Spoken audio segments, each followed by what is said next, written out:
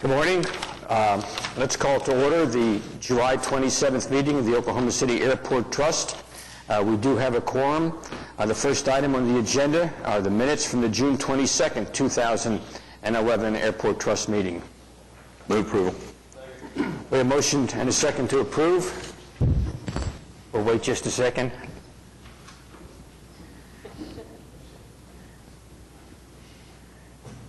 Any further discussion? Seeing none, cast your ballot, and it is approved.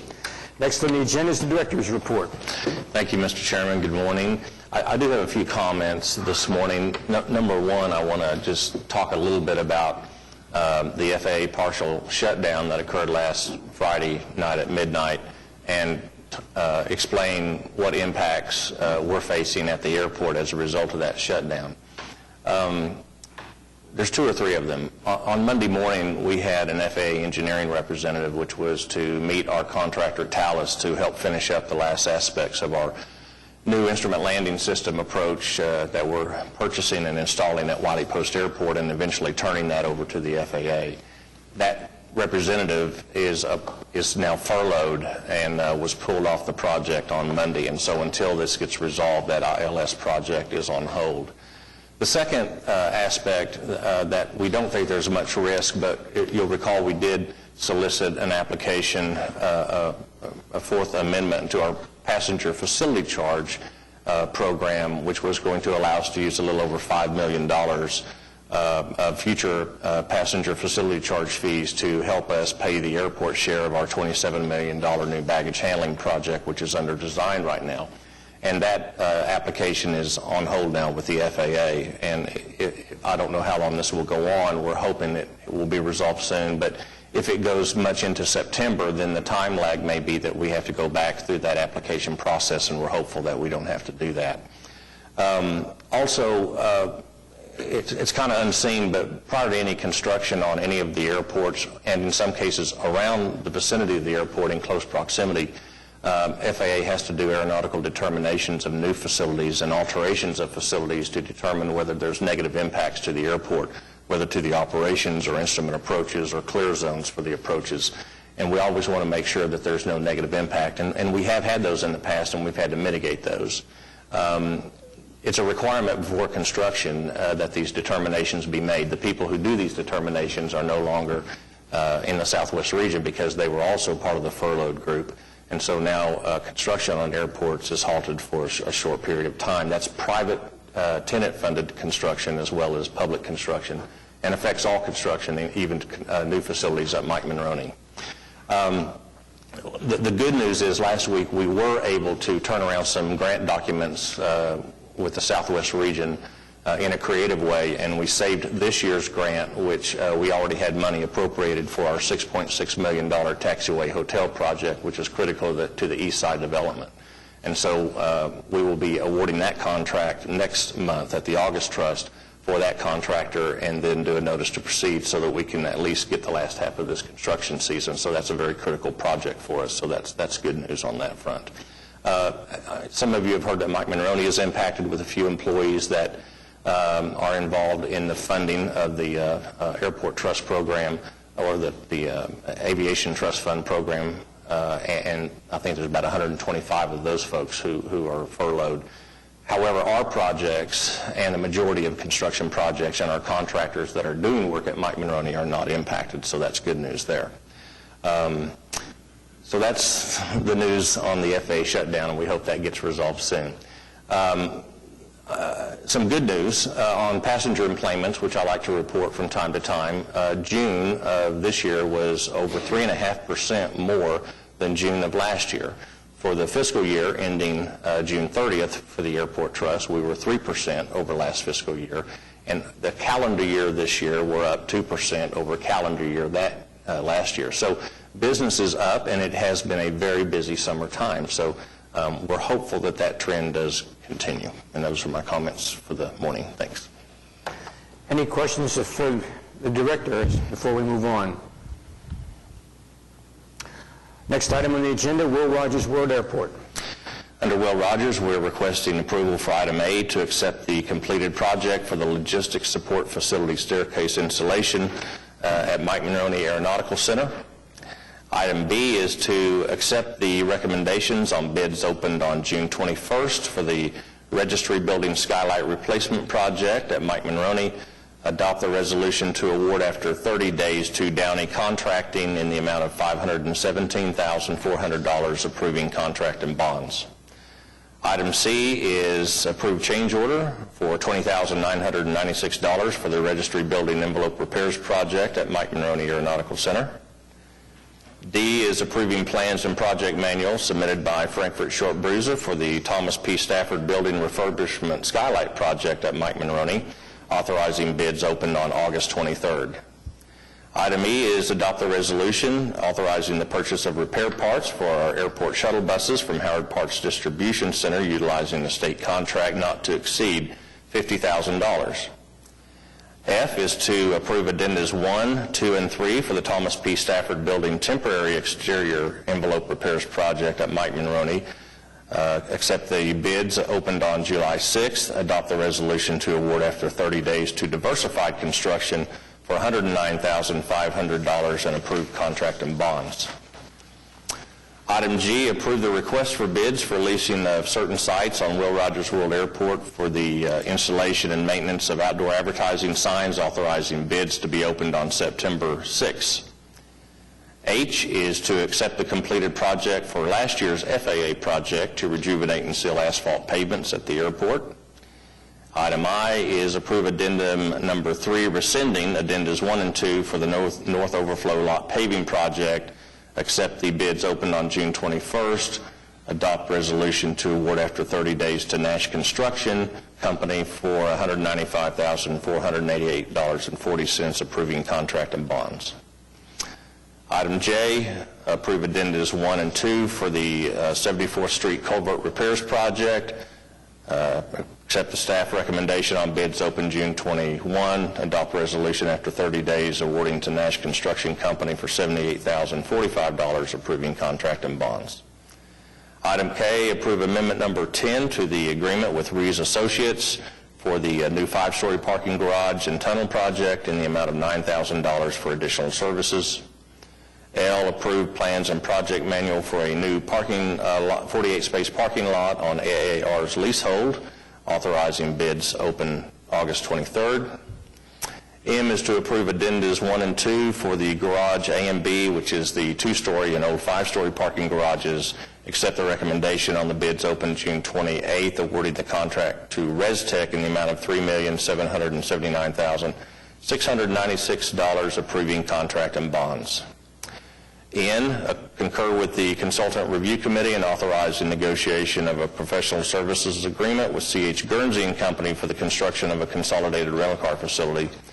And last, O, adopt the resolution ratifying the designated representative of the trust and city in making application and executing grant documents per the joint resolutions of January 26th and February 15th of this year, and that's the taxiway H project that I just mentioned. That concludes all the items under Will Rogers.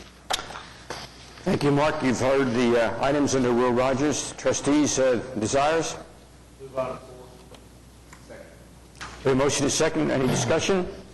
Seeing none, please cast your votes, and item 4 is accepted. Item 5. Only one item for Wiley Post. Approve amendment number 1 to the construction contract for the infrastructure and taxi lane development project at Wiley Post for some hangar sites, deducting $17,449.53, accepting the project. Trustees' action on item 5. Move approval. A motion is second. Any discussion? Please cast your votes, and item 5 is approved. Item 6, general. Receive the delinquent accounts receivable report, construction project status report, and the budget to actual report as of June 30. B is approve supplement number 1 to the agreement with for financial advisor services with Public Financial Management Incorporated, extending the term of their agreement for 1 year commencing September 1st. That's all general. Questions from the trustees? Move on to 2. I have one question before we vote. Could you comment on OM Hospitality? Sure.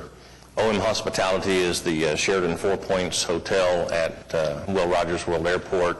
they are several months delinquent on their payments, and we are now trying to work with them to resolve that delinquency. That's the majority of the 70-something thousand that's delinquent on the delinquent accounts receivable report.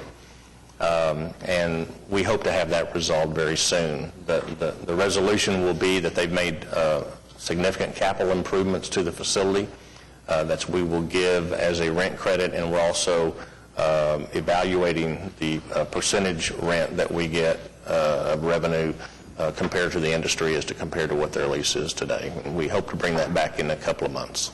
Okay. We have a motion and a second. Any further questions? Seeing none, please cast your votes, and it is accepted. Lease agreements. Item A is to approve an assignment and assumption agreement assigning the lease between the Trust and Jim Sadowski for the lease of a hangar site at Clarence E. Page Airport for the storage of privately owned aircraft from Mr. Sadowski to Stephen Karen Kurtz, effective August 16th.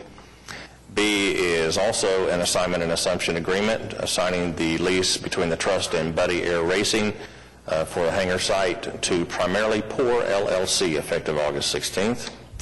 Item C, accept the assumption agreement and use guarantee for the sale of a T-hangar unit, number 1009, from Kevin Layton Living Trust to BAP&H LLC in accordance with the lease agreement with PWA Incorporated. Item D is approve a ground services agreement with Independent Cab Company for 5 vehicles to begin operating August 18th, begin operating August 18th at Will Rogers World Airport. And item E is approve a lease agreement with Metro Technology Center School District number 22 commencing July 1, 2011 that will have 9 consecutive one-year renewal options they can only appropriate on an annual basis. Item F is approve amendments 42 and 43 with the United States Department of Justice, the Marshal Service, exercising the option to renew their lease and adjusting annual rental for a 20-year lease beginning September 1st.